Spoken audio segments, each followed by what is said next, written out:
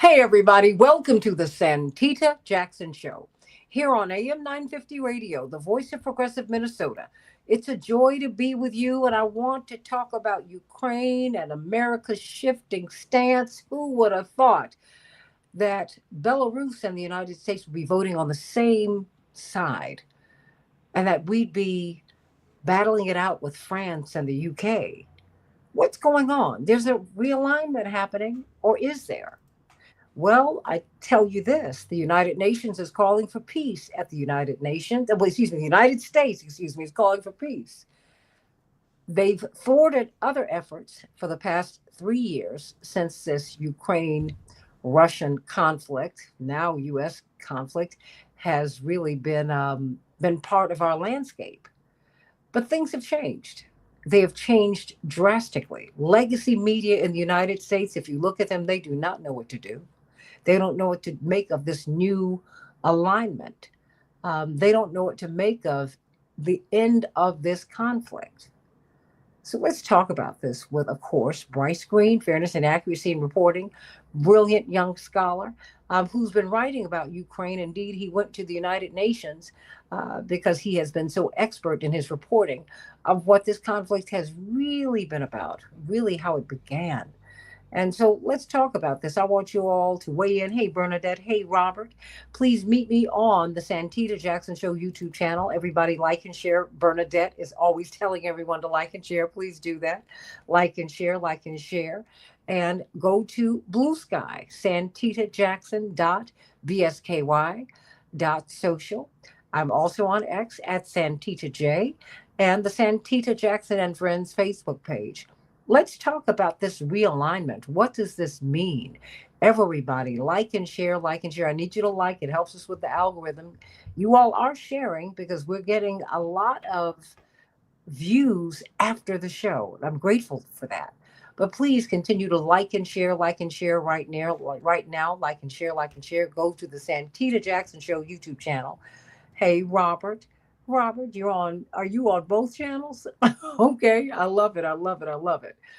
You know, when I first met you over the telephone, of course, we were in the midst of our pandemic, and I reached out to you and Dr. David Gibbs, and of course, the the brilliant Dwight McKee, and Robert Patillo. All had the contrarian views, if you will, of this conflict, or should I say, it countered the prevailing narrative, or the narrative that was being espoused by the establishment in the United States. Um, but now everything has changed. We have a new president and a new policy. We had a president, Biden, who was more than eager to be a part of this conflict. I would say Bryce Green, correct me if I'm wrong, Oh, fed sure. it, funded it, and every time there was a peace offer on the table, the United States would say to Ukraine, don't take it. Everybody thought that was odd because Ukrainians were bearing the brunt of the deaths they have in this war. Hundreds of thousands of them have been killed.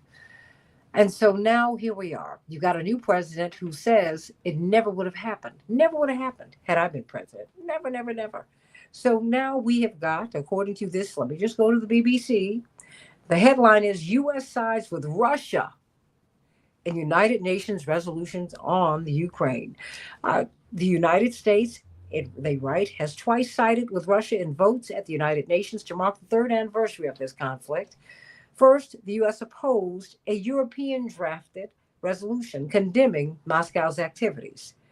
And they've gotten pushback from France and the UK. And of course, we saw uh, the back and forth between President Macron and President Trump in the White House just yesterday. So what is really going on here? And now Europeans are saying, look, we don't know if we can depend upon America as our go-to, as our ally now, because they appear to be aligning with Russia, who are allied and aligned with China. What's going on? So you tell me, what are we looking at? Are we watching a realignment? What are we watching here? And just help us to analyze this. Is Trump doing the right thing, or What's happening, Bryce? So you're certainly seeing a reorientation of American foreign policy vis-a-vis Russia, which is, in my view, a positive reorientation, rather than making the plan to be to isolate, to exclude Russia from the international system, to build up American military power in a way that threatens Russia. Trump has opted for a policy of excuse me, of negotiation and outreach. And in some cases, they've indicated that they want a strategic partnership. So this is certainly a positive development in the way the United States is conducting itself on the world stage, but it's certainly not as simple as all that.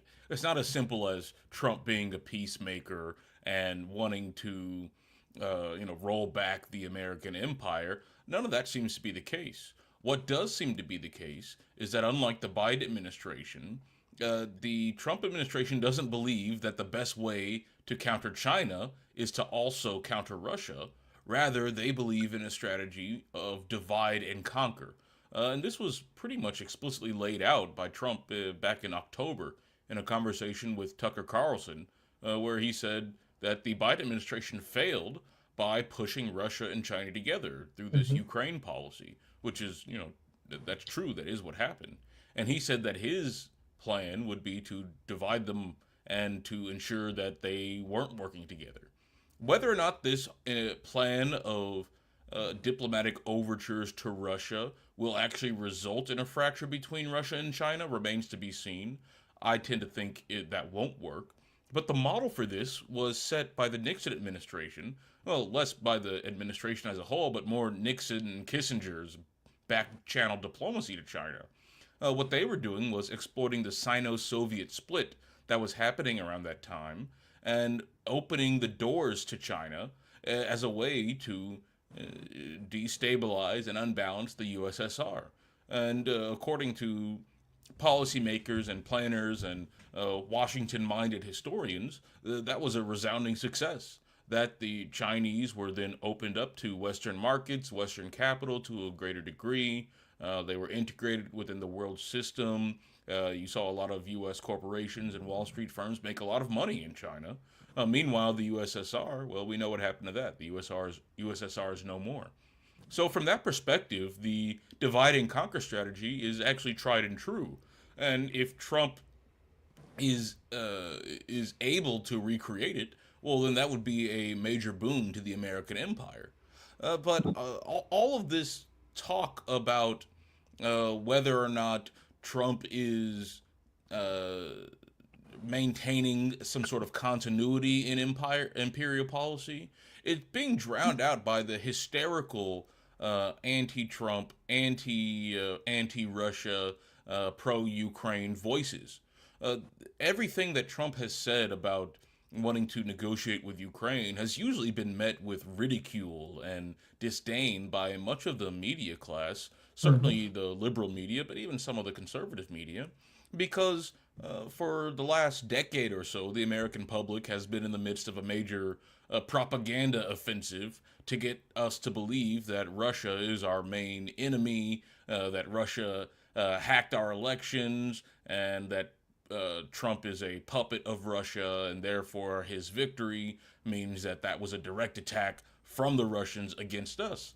Of course, none of this is based in fact, but it was an effective way to keep the U.S. relationship with Russia fractured. If we go back and look at the Trump administration, one of the defining characteristics of the media coverage around Trump was Trump Russia, Trump Russia, Trump Russia. And from Trump's end, you could even see it in the reporting. He was concerned with getting rid of this entire story, which is why he ended up firing his attorney general. It's why he ended up uh, doing a lot of what he did. Why he was railing against the media. A lot of it was because the media were being genuinely dishonest about Trump and Russia, uh, with and it was bolstered by the American intelligence community who had other plans for Russia. And so any friendly gestures that Trump would make to Russia would only end up bolstering this harmful narrative. And so that really inhibited Trump from making as many gestures towards Russia as what might have been recommended by anyone with geopolitical analysis. In fact, quite the opposite. There's all this talk about whether or not the Ukraine war would have started, Russia would have invaded if Trump had been in office. I think there's certainly a less likelihood that that Russia would have invaded if Trump were president than if Biden were president. But it's by no Why? means clear. Well, it seems that Trump is less wedded to the orthodoxy of the Washington Beltway, especially when it comes to foreign policy. There are a lot of things that Trump was saying and even doing, trying to do on foreign policy, that went against the dominant strain of thinking in Washington. One of those was withdrawing from Syria. He tried to withdraw from Syria for the good reasons. There's no reason for American troops to be there unless you want to expand the empire. He tried to withdraw. The generals rejected this. There was chemical weapons attacks that were used to accuse the Assad government of being awful and therefore pushing Trump into violent action against Syria, for which he was praised by even the liberal media, if you recall. But they also lied about the troop numbers in Syria. And ultimately, they seem to have sat him down and said that we're here for the oil, which is where you get that notorious Trump quote of him saying, we're staying in Syria for the oil. Someone probably told him that, and he was like, well, that makes sense to me. But the fact that he was inclined to withdraw from Syria is significant. The fact that he signed a deal with the Taliban to withdraw from Afghanistan is also significant and flew in the face of foreign policy orthodoxy at the time. So there were all these things that Trump was doing and saying that seemed to indicate some deviation from the Beltway. And for that reason, I think there is a chance that in the case of Ukraine, there might have been some negotiated settlement between the U.S., Russia, Ukraine, and Europe that would have avoided this entire war. The Biden administration, they seemed hell bent on ensuring that this war went forward through what you were just saying. Even before the war, as Putin was making all these overtures to try and solve this conflict by implementing the accords that were signed for the purpose of ending the conflict, Putin was going all around Europe saying, hey, we need to address these Minsk Accords. The Minsk Accords, of course, were the agreement between Ukraine and the rebel factions. And of course, there's a broader history that we can get into later. But essentially, this document was the framework for ending the Ukrainian civil war. The United States didn't seem interested in pushing this agreement or pushing Ukraine to adhere to this agreement, whereas the Russians were very clearly trying to find a peaceful solution to this. But over and over again, they were rebuffed by the Biden administration and the U.S. at large. And so, in the run up to the war, you had more and more asks from Russia to address these issues, and more denials from the Biden administration. Had Trump been there, there's a chance that he would have denied uh, uh, these efforts, these diplomatic overtures as well. Um, but there's also more of a chance that he wouldn't because he wasn't as wedded to the orthodoxy. Um, But but help me to understand this. Just because I'm trying to find out as we just figure out. Just hold on, because Trump had RussiaGate, which we found out was not true. Um, the legacy media, you hear they are incredulous, and they're really bothered by the push to end this conflict. They're very bothered by the overtures to normalize, if you will, relations with Russia. And I'd like to know, what is the pushback against Russia? I mean, we hear Russia, Russia, Russia. You hear many of all the commentators, Russia, Russia, Russia, Russia, Russophobia all day long.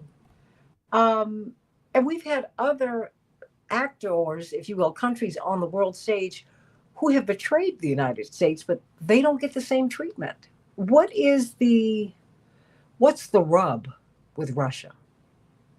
all right, Can you well, help me with that? to understand that, we got to look back at the Cold War, where Russia was the centerpiece of the USSR, the Soviet Union.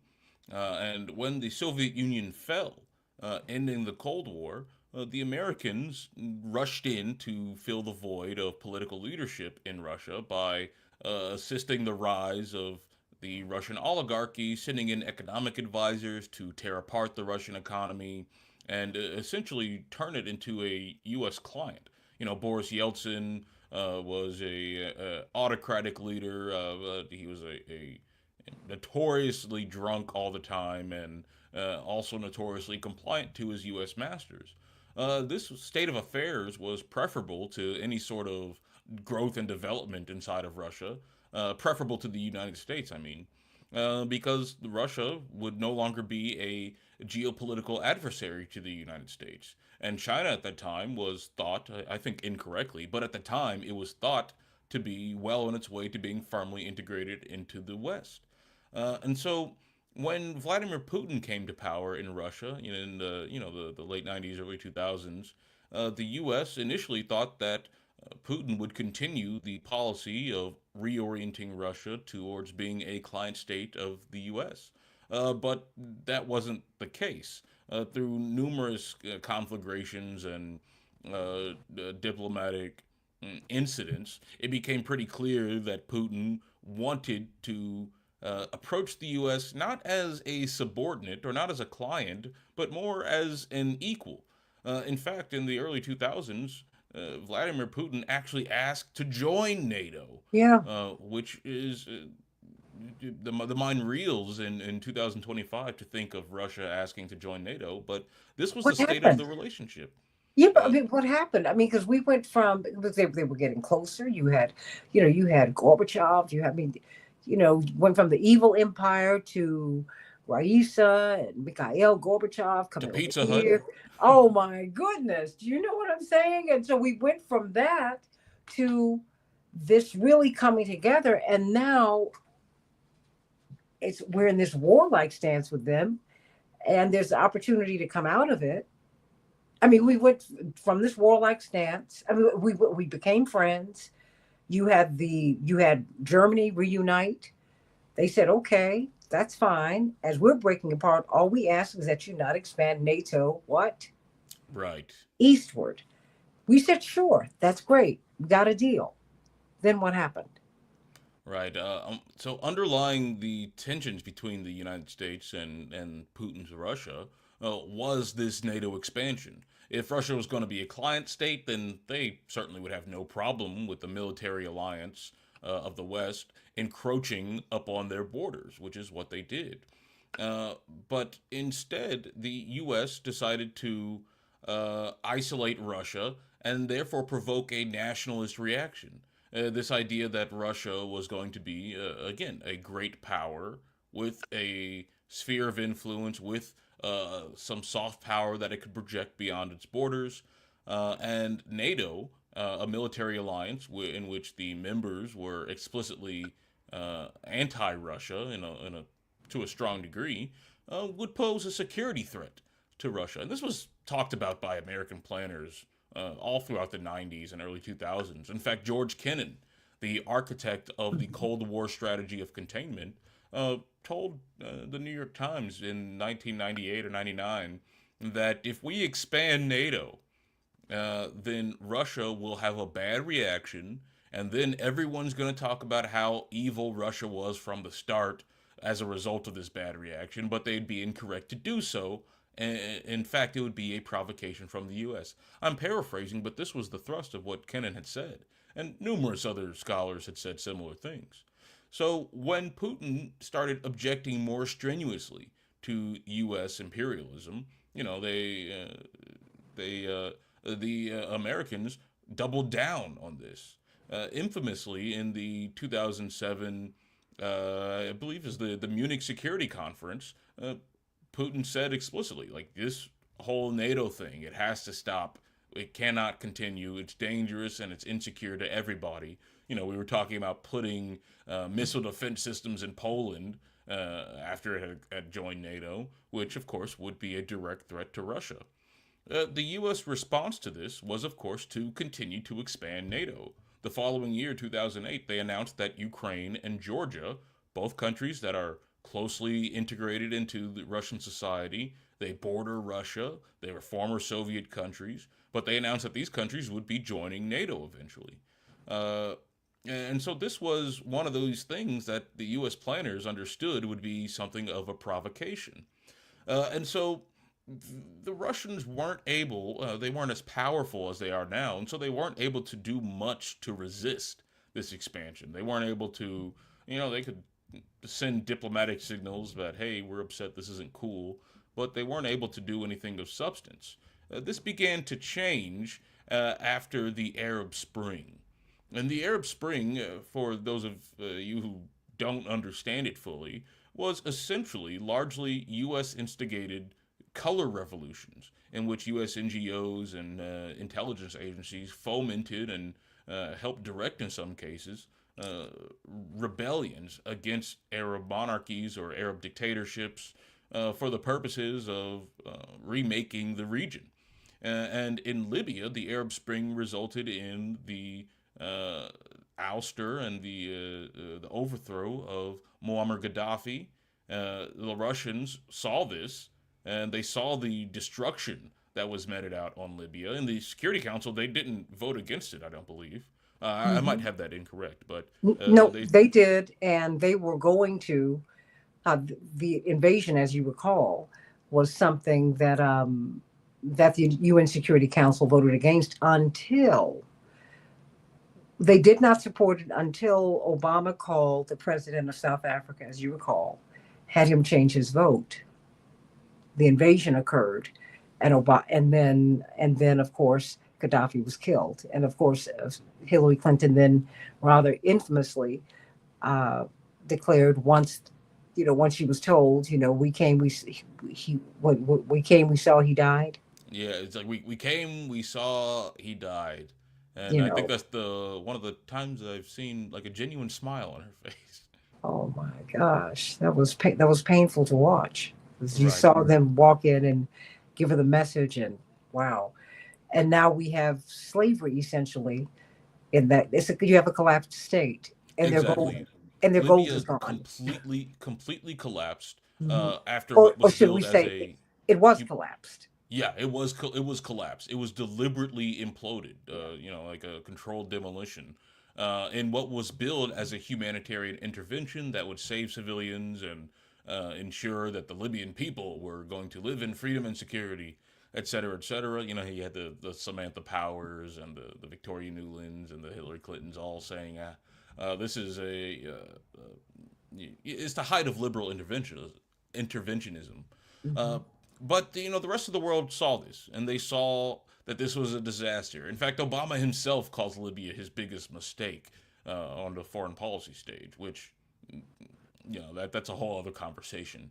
But when the U.S. tried to do something similar in Syria the following year, which had the potential for a lot bigger conflagration, Hmm. Russia objected. And throughout the Syrian civil war, in which U.S. and Israeli-backed militias, Turkish-backed, Saudi-backed militias were all vying for control and influence in their struggle against the Assad government, which was an ally of Russia, well, eventually the Russians stepped in. They saw that all this U.S. meddling had ended up creating ISIS, and that ISIS had the potential to overthrow the Assad government and replace the Syrian government effectively with jihadis who were more radical than Al Qaeda. Well, this state of affairs was acknowledged by even people like John Kerry, who was the Secretary of State at the time. It was acknowledged by Jake Sullivan, who said that Al Qaeda is on our side in Syria. He was Obama's national security advisor. Oh, this was seen by the Russians as an untenable state of affairs, and so they intervened in the Syrian civil war on the side of Assad, and essentially caused that conflict to stagnate and stalemate Hmm. rather than being overrun by ISIS. Well, this sent a signal to Washington that there was a new player on the world who could now enact its values, its will, its desires on the world stage, and that the unipolar moment in which the U.S. was the top dog could do whatever it wants without any challenge was coming to an end. And so the Russian intervention in Ukraine was in 2014. I'm sorry, in Syria was in 2014. Uh, and since then, that same year was also the year that the U.S. helped overthrow the government of Ukraine in an effort to bring that country into the Western orbit and out of the Russian orbit. So these, and in response to the overthrow of the government in Ukraine, a civil war was sparked between the Eastern Russian-speaking um, parts of the country who had liked the president that had just been overthrown, and the Western, the new Ukrainian government that was made up of far right neo Nazis, as well as a lot of liberals who genuinely believed that overthrowing the government would bring some, uh, liberal reforms, small L liberal reforms. Uh, Mhm. but the result of the overthrow was a civil war, which killed thousands of people. And the Russians responded to the start of this by seizing, in a bloodless maneuver, seizing the Crimean Peninsula, which was part of Ukraine, but also housed the only Russian naval base, or the main Russian naval base with access to the Black Sea and the Mediterranean. And so once you had the Russian annexation of Crimea and the intervention in Syria, uh, then you started to see Western media start demonizing Russia to an enormous degree. And it was kind of off the charts. And of course, that following year, you had Trump come down the elevator and announce that he was running for president. And of course, no one thought he would win. Then you had Hillary Clinton running against him, who was anointed, who has been part of the American deep political system for quite some time. Married to Bill Clinton, former president. Who we all thought would win. Everyone thought, Yeah. she would win. I'm certain even Trump didn't think he would win. But after she I was in New lost, York that night. Trust me, he didn't think he was going to win. He couldn't have. Because I was in the hotel next door. The Sheraton and the Hilton are literally, one's on 7th Avenue, one's on 6th Avenue.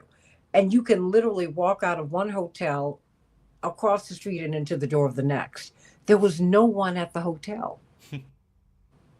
And in fact, when you have political events in New York, they're held at the Sheraton. It's just tradition. And the Hilton is a little tonier, but it doesn't matter. The political events are held at the Sheraton. They have the big ballroom and all that. That's where they are. They were at the wrong hotel. Nobody was there. And when he was declared the winner, people were just walking in the streets in disbelief. And then the ballroom slowly filled up. I mean, I watched it happen. And it seems like everything has been upside down ever since then, Bryce Green. no, All the narratives. exactly. Because one of the things that the Democrats and liberals had to do was find a way to explain Hillary Clinton's loss. And one of the things that even the Hillary Clinton campaign suggested, certainly with the backing and the blessing of the U.S. intelligence community, was that Russia hacked our elections. Now, there's so much to get into about the claims of Russiagate. There's so many lies, so much disinformation coming from so many different sources. But the thrust of it was that Russia had manipulated the vote totals somehow through direct hacking or through disinformation or through Facebook ads or what have you. There was some inkling that Russia hacked the election for the purposes of making Trump the president. And along with that assertion came this idea that Trump was a Russian asset to some degree. That ranged from he's sympathetic to Russia to the idea that there was a secret P tape that Putin was using to blackmail him so that he would, do all of this pro Russia activity.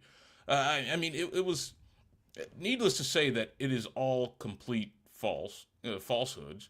There were of course ties between Trump and Russian oligarchs, but that's more of a sign of him being part of the oligarchy, the global oligarchy, and less a sign of Kremlin, uh, designs on his campaign. And we know that the Trump campaign didn't have anything to do with Russia because right when Trump won, Putin was scrambling to try and find people who knew the Trump campaign and the new Trump Mhm. administration.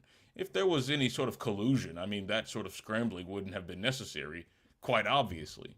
But this narrative helps shape how Americans and American, the good liberals who read the New York Times and Washington Post and watch MSNBC, it helps shape their views about what Russia is and how America should engage Russia. Now, and like I said earlier, during his presidency, this whole Trump Russia investigation, they hired they got the former FBI director Robert Mueller to launch this investigation, and then you had intelligence agencies leaking things from that investigation out of context to make it seem worse than it was. It was very clear that this narrative was being deliberately manufactured by and out of and through the intelligence community and the media establishment. And so this constrained Trump's actions towards Russia. There was a lot of actions that Trump took that actually increased the risk of war with Ukraine, or war between Russia and Ukraine. The main thing was sending lethal aid to Ukraine. Previously, under the Obama administration, the Americans had refrained from sending actual lethal weaponry to Ukraine because, according to Obama, he believed that this could start a world war. That this was such a provocative move that Russia was bound to react in a way that could spiral out of control.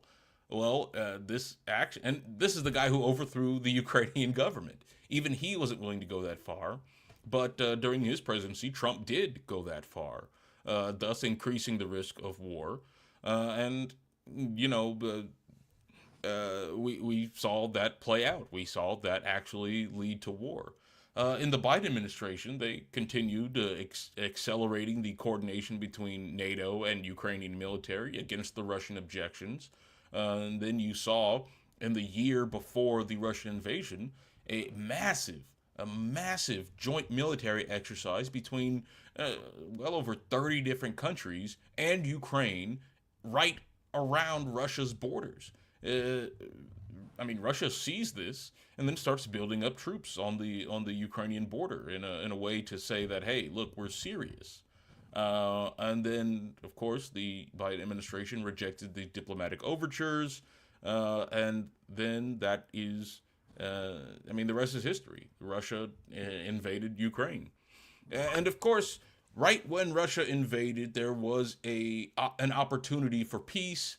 A few months or a few weeks after the initial invasion, both sides, Ukrainians and Russians, were sitting and talking in Istanbul, Turkey. They had mediators and they were coming to an agreement that would really address most of the major things that were bothering Russia over the last decade prior. It addressed things like NATO expansion. It addressed things like whether or not the Ukrainians would try and retake Crimea. It addressed the republics that were breaking away, that had broken away during the Civil War, and how they would be reintegrated in Ukraine. It even addressed the alleged security concerns that the Ukrainian people have. Uh, right? You know, like one of the main arguments that pro NATO people will say is that, well, of course Ukraine wanted to join NATO. Russia's right there, and they're very dangerous. But of course, this deal was actually going to address that remote possibility that Russia's just, mean and nasty and rude, uh, by allowing security guarantees from the U.S. to Ukraine. In other words, it would not be NATO, but it would be an agreement that if Ukraine was attacked, the U.S. would come to its aid. All of that was something that Russia agreed to in Istanbul. And this was something that was, discussed. It was signed. There was a signed draft agreement. But then the United States and the Greater West told Ukraine no. We want you to keep fighting. We want you to beat back Russia. We want you to walk away from the negotiating table and never come back.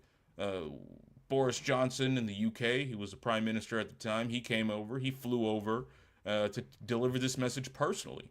And there was all sorts of signals from the United States that they supported this message. Now, a lot of this history has been denied in the years since the invasion began. You know, everyone said that there was no chance for peace. There was no way to negotiate with Russia. Russia's a bad faith actor. But later, more recently, in the last year or so, more and more people have come out and said that yes, this is true. Naftali Bennett, the former Israeli prime minister, who was part of the Mhm. negotiations, he said yes, it was true. Victoria Nuland, who was the undersecretary for Eastern and Eurasian affairs, she said that yes, there was a deal on the table, but we didn't like it, and so we discouraged Ukraine from accepting it.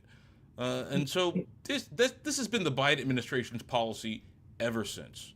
And the main difference when Trump was running against Biden and then running against Kamala was that the main foreign policy difference was that they had different approaches about how to handle Russia and Ukraine.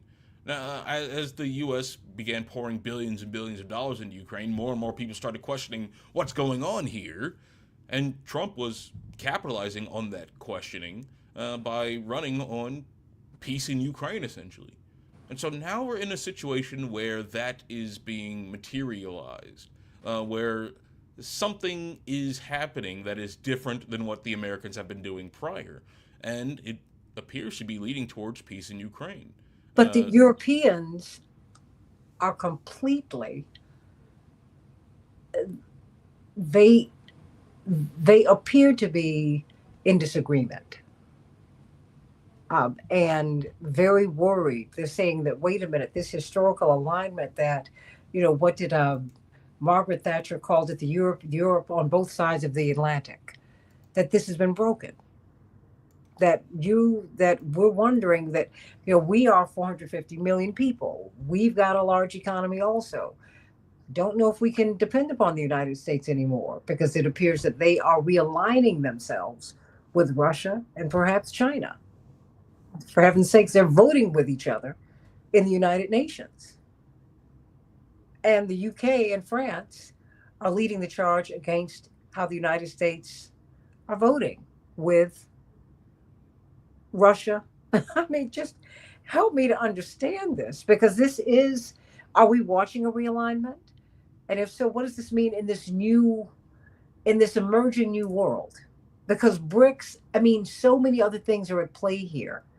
Bryce Green, you have new currencies that are on the ascendance.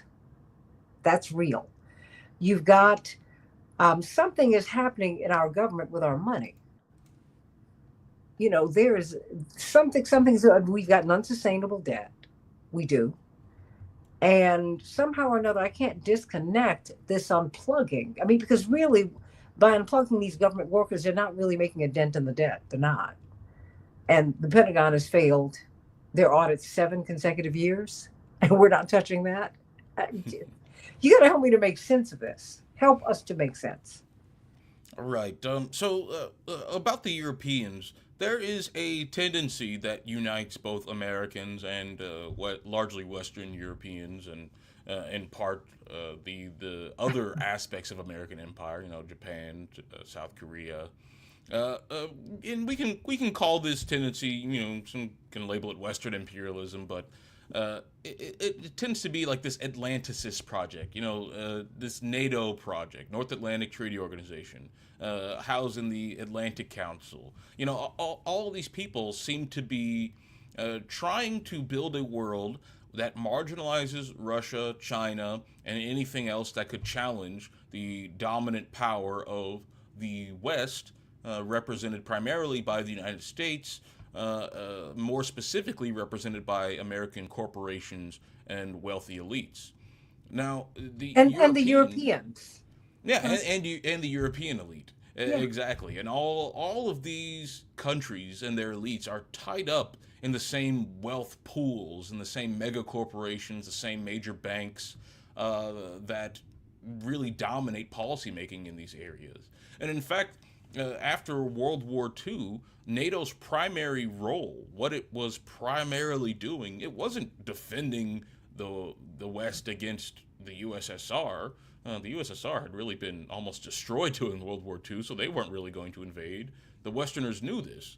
What NATO did was keep the Europeans in check, was to ensure that a left alternative didn't rise to the American and European led system. It was overthrowing governments in they were overthrowing governments in Italy. They were running stay behind terrorist units to commit terrorist attacks and blame them on the left, and then uh, use that tension to push the countries rightward. That's primarily what NATO was doing. And so throughout a half century of this, Europe and American elite circles have been closely integrated. And so when Trump is talking about deviating from the dominant ideas about how they should approach Russia, well, then you can expect that they're going to be freaking out a little bit about that.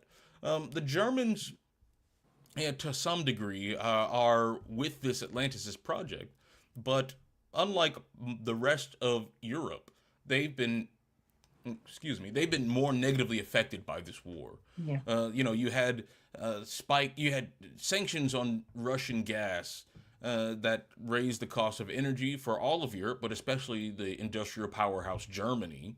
You had the American destruction of the Nord Stream pipeline, which cut off Russian natural gas further from Germany and forced them to buy from America.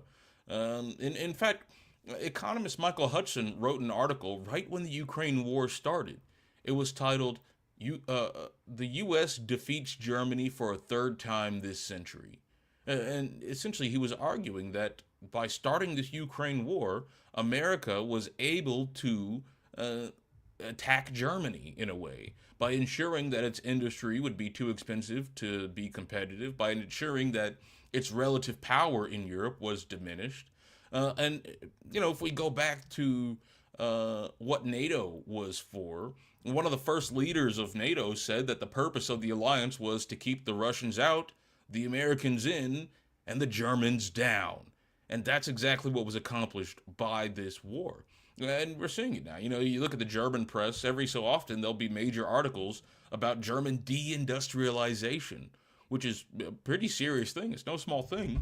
In part, the economic strain that's on this country, in addition to the the strain of having all of these migrants that were created by this Atlantis project, places like Libya, Syria. Hmm. In addition to all that, that's why you see the rise of the almost openly fascist German right parties now. So all of this stuff is really connected in a very deep and integrated way. And so when you see the media, the commentators, the thought leaders of liberal America talk about how Trump is destabilizing America's alliances and growing closer to Putin and China. Well, what that really means is that he's doing something that they don't like and that harms their strategic goals that they have set for the entire world. Now, again, this might sound favorable to Trump, but it doesn't seem like he is, some anti imperialist challenge to the status quo. No. It seems that as this war has gone on, since it started, more and more people are questioning the wisdom of pouring in hundreds of billions of dollars into Ukraine without any sort of return. And all you've done since then is push China and Russia together, which makes it harder for the US to exist as the dominant global superpower. And so, what Trump seems to be doing is to try and make overtures to Russia, mop up this Ukraine business, which he correctly perceives to be a waste of time to begin with. But he's not doing this for the purpose of creating a new peaceful world where, we can all hold hands with the Russians and Chinese and Europeans and Africans and sing kumbaya. No. He's explicitly said that this is part of the plan to go after China, the big one, the big superpower that the U.S. doesn't have any control over. And so by uh, there's there's a disagreement within the American imperial ruling class about how best to go about that. The liberal side, they say that it's best to rule the world by harassing Russia, by continuing this proxy war, by sacrificing a few more 100,000 Ukrainian lives, by telling them that they need to start drafting teenagers into their army to fight a war that they won't win.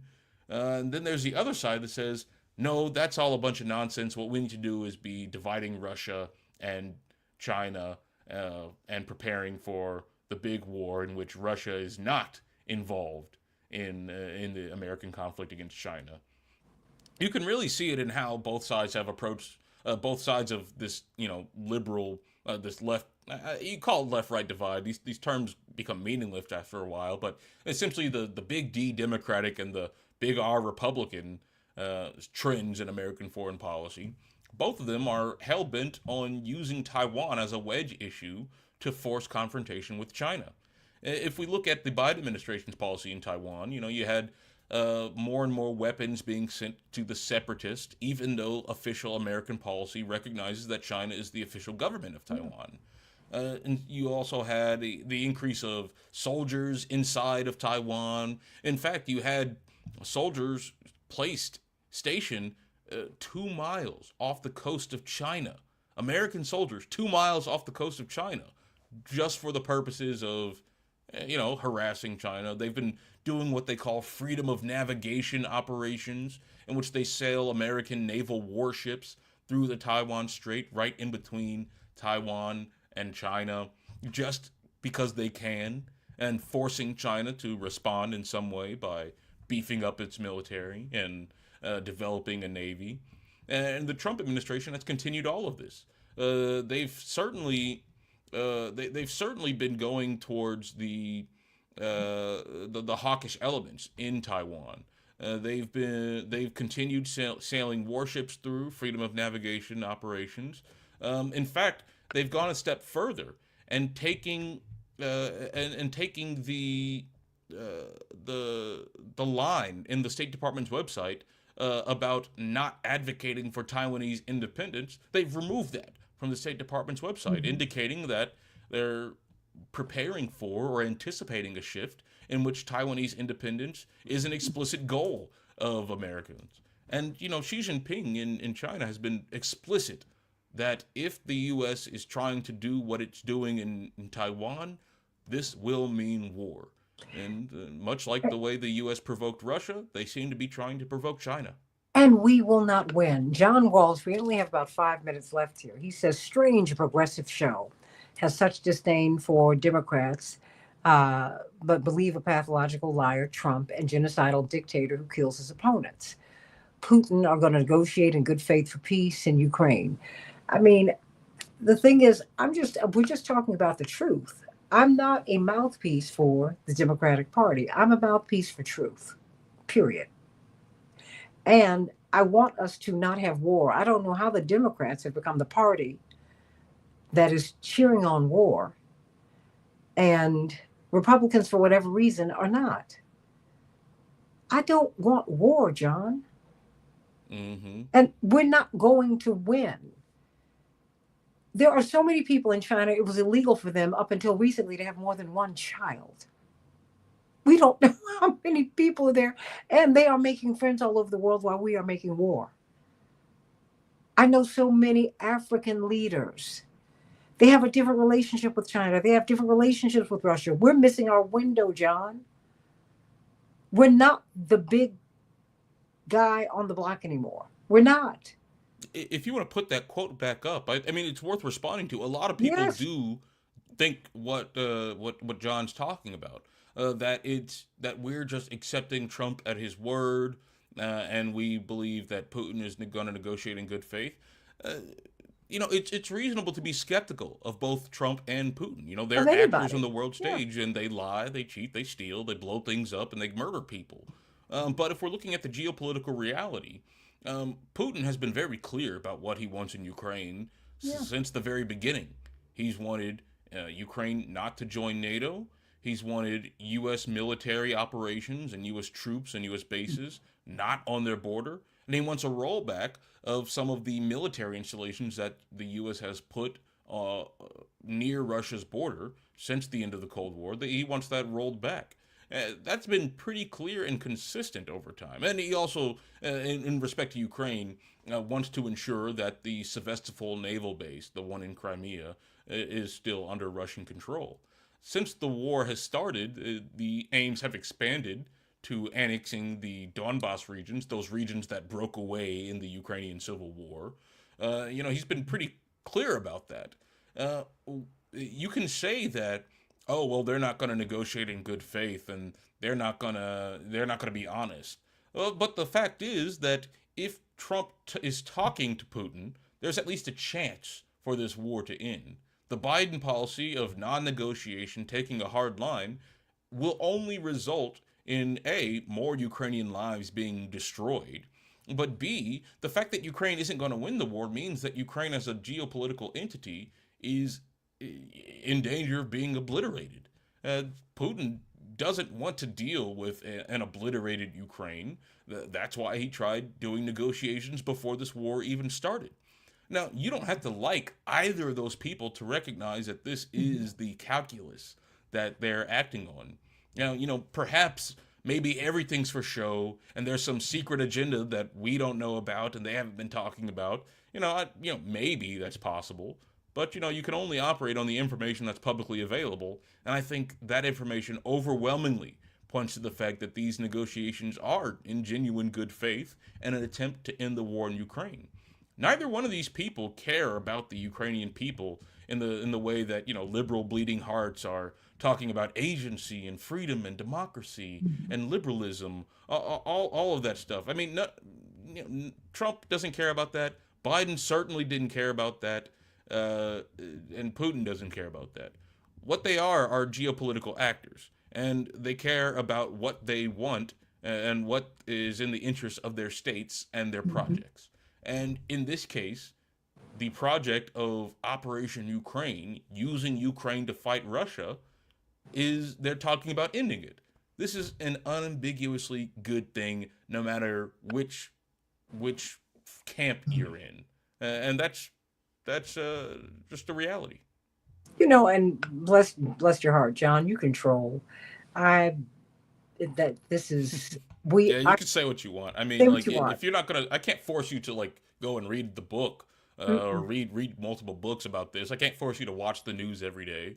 But if someone is interested in reading a great book about this conflict and the political logics and the history that led up to it, the book Provoked by Mm, Scott Horton absolutely. is probably the best book I've read on the topic. Unfortunately, it doesn't have an index, but that's my own personal beef. It's a very good history that goes through each president and how they contributed to the situation that resulted in this terrible war. Goes through Clinton, Bush, Obama, Trump one, then Biden, and he makes some predictions about Trump too. I think that this book is great. You can go buy it. You can find it anywhere.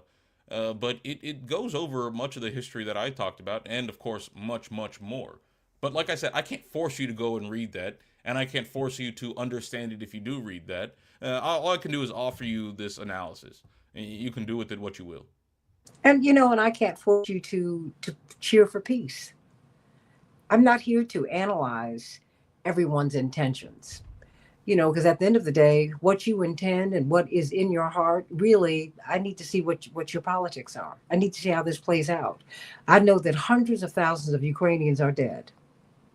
I know that neo Nazis run the military in Ukraine with Zelensky's blessing.